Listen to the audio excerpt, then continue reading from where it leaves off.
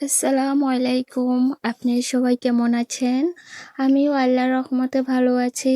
আমার ভিডিওটি কাছে কিংবা দূরে, দেশ কিংবা দেশের বাহিরে যারা দেখছেন, তাদেরকে অসংখ্য ধন্যবাদ।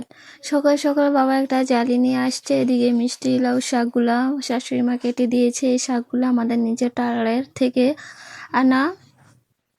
তো এদিকে আমি আলুটা কষিয়ে নিচ্ছি। লোটে শুটকি দিয়ে রান্না করব। শুটকিটা আগে তেলে ভেজে নিয়েছিলাম। তো আমার কাছে অনেক ভালো লাগে চচ্চড়ি দিয়ে খেতে। আমার শাশুড়ি মারও নাকি অনেক পছন্দ। তো যে বলা সেই কাছে এখন রান্নাটা করে নিচ্ছি লোটে শুটকি দিয়ে আলু। এদিকে সকাল থেকে ভিডিওটা শুরু করেছিলাম। তো চচ্চড়ি খেয়ে তারপরে রান্নাবান্না শেষ করে বিছানার চাদরগুলো ধুয়ে দিলাম। গোসল করে একবারে কাপড় ধুয়ে ছাদের উপর চলে আসলাম রোদে দেওয়ার জন্য। ছাদে দিলে অনেক তাড়াতাড়ি শুকাবে। আসলে এখনো হুটহাট করে বৃষ্টি নেমে পড়ে, তার জন্য ভাবলাম যেহেতু রোদ ছাদের উপর দিয়ে আসি যেন তাড়াতাড়ি শুকায় যায়। তো আজকে রোদ মাশাআল্লাহ। এই যে আমসত্ত্বগুলো দিয়েছিলাম এগুলো কিছুটা শুকিয়ে গিয়েছে। এসে দেখি পাখিয়ে খেয়ে নিচ্ছে। তো এখন যেখানে রৌদ্র আছে ওইখানে নিয়েই দিব, যেন সারাদিনের রোদ্রে কিছুটা টেনে যায় এই আর কি। তো এই যে সবগুলা দিয়ে দিলাম। এদিকে চাদর আছে আর বালিশের কভার সব কিছু দড়ির ভিতরে দিয়ে দিলাম। এই যে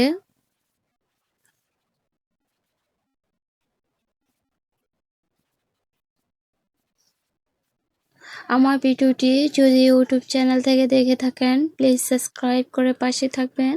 আর পুরাতন আপু ভাইয়াদেরকে অসংখ্য ধন্যবাদ।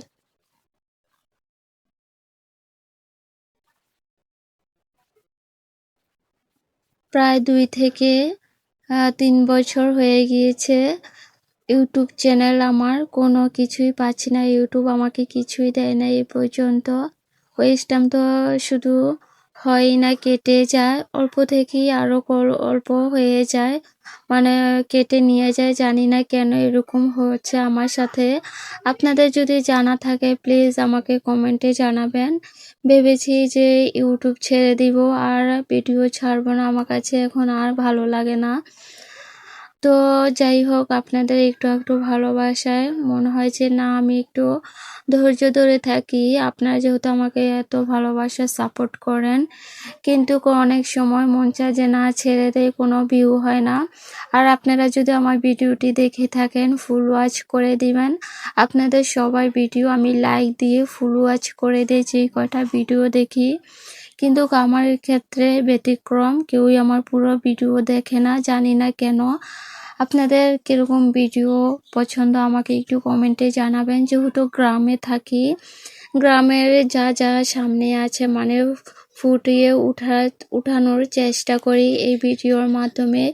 এই যে এদিকে ঘরের সামনে আমার ছোট কাকি খাকরান গাছ লাগিয়েছে আর ধনিয়া পাতা গাছ, তারপরে পোলাও পাতা গাছ। এই খাকরানগুলো আমরা শুটকি দিয়ে রান্না করে খাই, এত ভালো লাগে।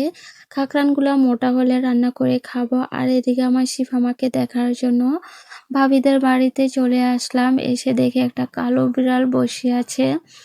আমি ভাবলাম যে একটু ভিডিও করি, যেই কাছে গিয়েছি দৌড় মারলো শিফার মতোই আর কি।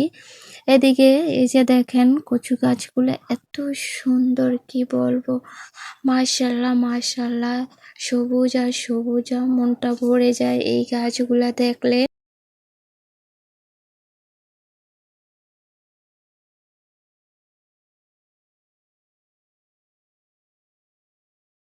এদিকে বিকালবেলায় এসেছি কাপড় আমসত্ত্ব নেওয়ার জন্য। জান্নাতি আমাকে ডেকে বলতেছে ভাবি আসো আসো। এই যে দেখো মরিচ ধরেছে আমাদের গাছে। আসলে জান্নাতি সব কিছু আমাকে দেখানোর চেষ্টা করে কিছু হলে। এদিকে এই যে আলু চিপসগুলা মুচমুচো হয়ে গিয়েছে, এগুলা চিপস বানানো হচ্ছে, এগুলা ময় মশলা দিয়ে বিক্রি করা হবে, প্যাকেটিং হবে।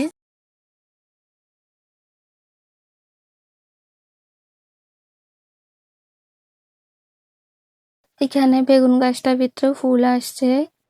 তো এইগুলো দেখালো জানাতে এখন হঠাৎ করে বলতেছে, ভাবি আসো আসো দেখো আমাদের গাছে জাম্বুরা হয়েছে।